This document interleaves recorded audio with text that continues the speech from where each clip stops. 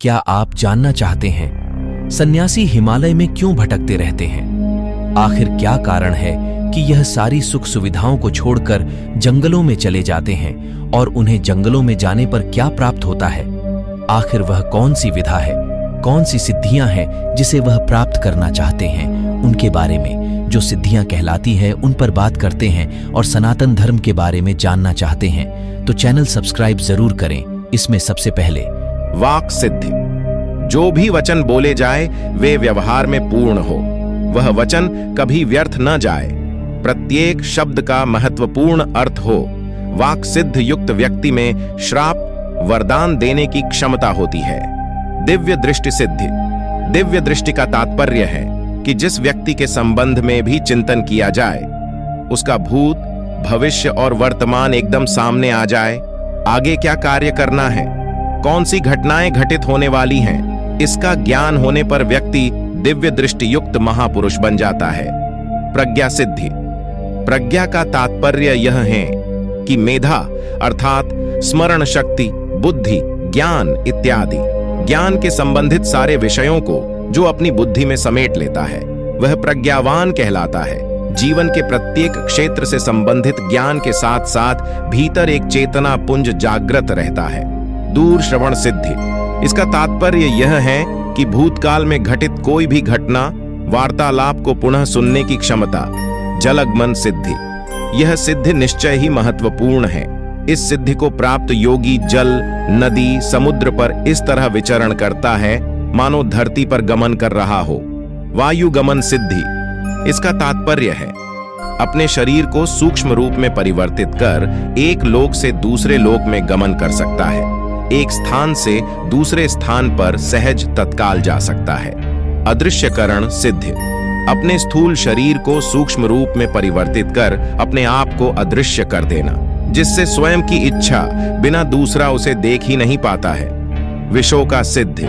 इसका तात्पर्य है कि अनेक रूपों में अपने आप को परिवर्तित कर लेना। एक स्थान पर अलग रूप है, दूसरे स्थान पर अलग रूप है। देव क्रियानुदर्शन सिद्धि। इस क्रिया का पूर्ण ज्ञान होने पर विभिन्न देवताओं का साहचर्य प्राप्त कर सकता है। उन्हें पूर्ण रूप से अनुकूल बनाकर उचित सहयोग लिया जा सकता है। कायाकल्प सिद्धि। कायाकल्प का तात्पर्य है शरीर परिवर्तन। समय के प्रभाव से देह जर्जर हो जाती है, लेकिन कायाकल्प कला से युक्त व्यक्ति सदैव रोग मुक्त और यौवनवान ही बना रहता है। सम्मोहन सिद्धि। सम्मोहन का तात्पर्य है कि सभी को अपने अनुकूल बनाने की क्रिया। इस कला को पूर्ण व्यक्ति मनुष्य तो क्या, पशु पक्षी प्रकृति को भी अपने अनुकूल बना लेता है। गुरुत्व सिद्धि। गुरुत्व का तात्पर्य है गरिमावा। जिस व्यक्ति में गरिमा होती है, ज्ञान का भंडार होता है और देने की क्षमता होती है, उसे गुरु कहा जाता है। और भगवान प्रभु कृष्ण को तो जगत गुरु कहा गया है। पूर्ण पुरुषत्व सिद्धि। इसका तात्पर्य है अद्वितीय पराक्रम और निडर एवं बलवान होना। श्री कृष्ण में यह गुण बाल्यकाल से ही विद्यमान था। इसके कारण से उन्होंने ब्रज भूमि में राक्षसों का संहार किया। तदनंतर कंस का संहार करते हुए पूरे जीवन शत्रुओं का संहार कर आर्य भूमि में पुनः धर्म की स्थापना की। सर्वगुण संपन्न सिद्धि।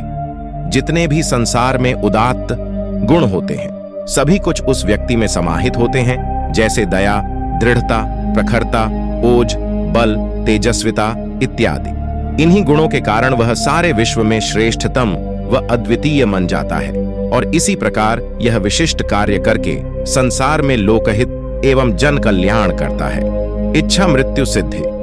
इन कलाओं से पूर्ण व्यक्ति कालजयी होता है। काल का उस पर किसी प्रकार का कोई बंधन नहीं रहता। वह जब चाहे अपने शरीर का त्याग कर नया शरीर धारण कर सकता है। अनुर्मी सिद्धि। अनुर्मी का अर्थ है जिस पर भूख प्यास, सर्दी गर्मी और भावना दुर्भावना का कोई प्रभाव न हो। यह थी सारी सिद्धियां जिनके कारण सन्यासी जंगलों में भटकते हैं, गुरुओं से इन सिद्धियों को प्राप्त करते हैं और यही कारण है कि उन्हें हिमालय में भटकना पड़ता है। यह जानकारी अच्छी लगी हो तो लाइक, शेयर, सब्सक्राइब जरूर करें।